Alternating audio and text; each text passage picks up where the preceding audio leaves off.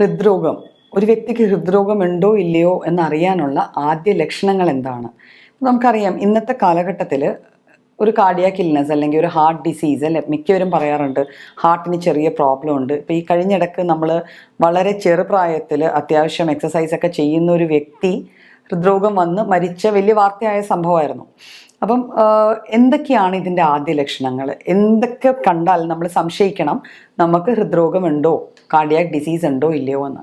Cardiac disease പലതരമുണ്ട്. ഇപ്പം നമ്മൾ മിക്കവരും പറയാറുള്ള ഹാർട്ട് അറ്റാക്ക്, അത് മാത്രമല്ല അതിന് പല ഘട്ടങ്ങളും പല രീതിയിലും ഒരു വ്യക്തിക്ക് ഹൃദ്രോഗം വന്നു ചേരാം. ഏതായാലും ഇതിനൊക്കെ കോമൺ ആയിട്ട് എല്ലാത്തിനും പൊതുവായ കുറച്ച് സൈൻസ് ആൻഡ് സിംറ്റംസ് അല്ലെങ്കിൽ ലക്ഷണങ്ങളുണ്ട്. അപ്പം ഇതെന്തെല്ലാമാണെന്ന് നമുക്ക് നോക്കാം.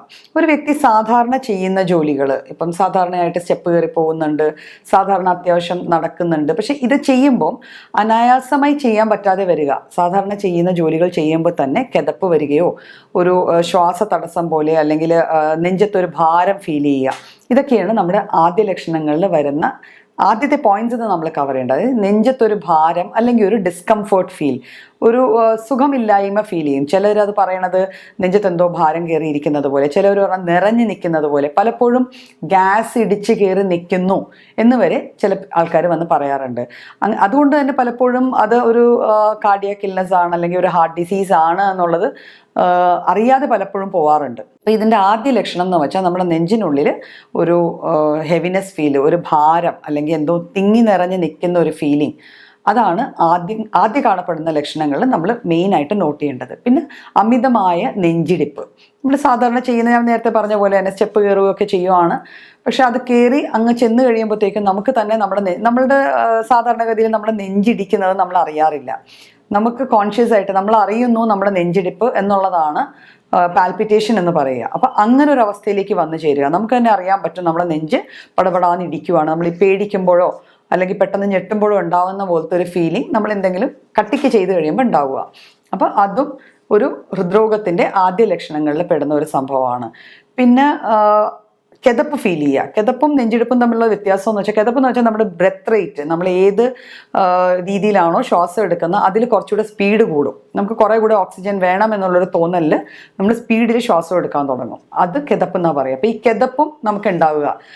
അത് സാമാന്യം ഇപ്പം നമ്മളൊരു 5-6 കിലോമീറ്റർ നടന്നു, അതേത് വ്യക്തിക്കും ഉണ്ടാവാം. അപ്പം അത് കണ്ട ഉടനെ എനിക്ക് ഹൃദ്രോഗമാണോ എന്നല്ല, നമ്മൾ സാധാരണ ചെയ്യുന്ന ജോലികൾ ചെയ്ത് കഴിയുമ്പോൾ ഇങ്ങനെ കിതപ്പ് ഫീൽ ചെയ്യുക. അപ്പം ഇതും അതിൻ്റെതായ ഹൃദ്രോഗം ഉണ്ട് അല്ലെങ്കിൽ അതുണ്ടാവാനുള്ളൊരു ചാൻസ് അതിനെ കാണിക്കുന്ന ഒരു ലക്ഷണമാണ്. പിന്നെ ചിലപ്പോൾ ഒരു തലയ്ക്ക് ഒരു ഭാരം, തലക്കറക്കം, ഇതൊക്കെ ഉണ്ടാവാം. ഇതൊക്കെ കുറച്ചുകൂടെ മുന്നോട്ട് പോയി കഴിയുമ്പോൾ ഉണ്ടാവുന്നതാണ്. ഒരുവിധം നമുക്ക് എസ്റ്റാബ്ലിഷ്ഡ് ആയിട്ടുള്ള ഒരു ഡിസീസായി നമ്മൾ ഡയഗ്നോസ് ചെയ്യാൻ വിട്ടുപോയി, അങ്ങനത്തെ ഒരു അവസ്ഥയിൽ ഉണ്ടാവുന്നതാണ് നമുക്കൊരു ഡിസി ഫീലിംഗ്, നമുക്കൊരു തല കറങ്ങുന്നുണ്ട് അല്ലെങ്കിൽ ഒരു വല്ലായ്മ തോന്നുന്നുണ്ട്, ആ രീതിയിൽ വരിക. പിന്നെ സാധാരണഗതിയിൽ നമ്മൾ കാണാറുള്ളത് സ്ത്രീകളിലെ ഹൃദ്രോഗം വരുമ്പം പലപ്പോഴും ഈ ക്ലാസിക്കൽ സിംറ്റംസ് ഒന്നും പ്രസൻറ്റ് ചെയ്യാറില്ല. കാരണം എന്ന് വെച്ചാൽ രാവിലെ തൊട്ട് വയ്യോളം ചിലപ്പം വീട്ടുജോലികളിൽ നിൽക്കുന്ന ആൾക്കാർ അവർ വേദനകൾ എങ്ങനെയാണ് എന്താണെന്നൊന്നും ക്ലാസിഫൈ ചെയ്യാൻ പറ്റാറില്ല. മാത്രവുമല്ല അവർക്ക് ഈ ക്ലാസിക്കൽ സിംറ്റംസ് വരണമെന്നില്ല. അപ്പം പലരിലും കാണുന്നത് കഴുത്ത് വേദനയായിട്ടാണ്.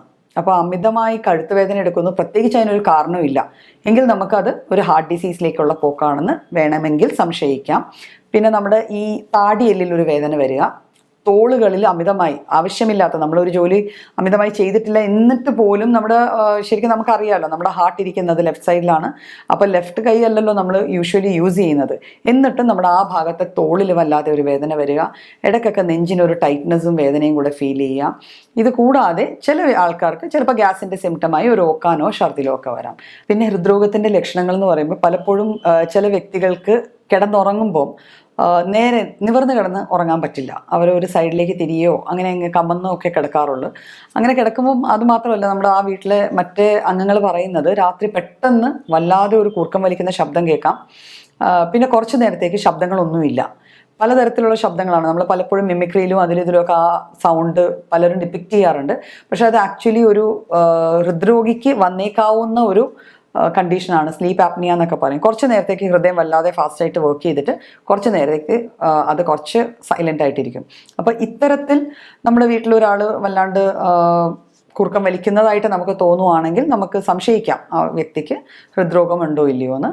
പിന്നെ അമിതമായി വിയർക്കുക, വെറുതെ ഇരിക്കുമ്പോൾ അമിതമായി വെട്ടി വിയർക്കുക, അല്ലെങ്കിൽ ഉറക്കത്തിൽ അമിതമായി വെട്ടി വിയർത്തിട്ട് എഴുന്നേൽക്കുക, ഉണരുക. അപ്പോൾ ഇത്തരത്തിലുള്ള ലക്ഷണങ്ങൾ നമ്മളിൽ കാണുന്നുണ്ട്.